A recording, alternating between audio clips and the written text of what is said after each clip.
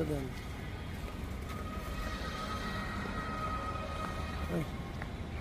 আমরা এই মাংস আজকে ল্যাব টেস্টে দেবো।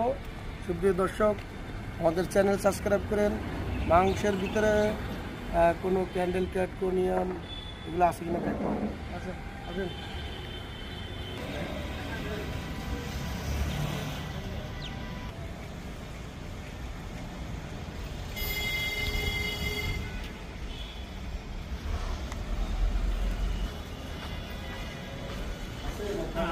আছে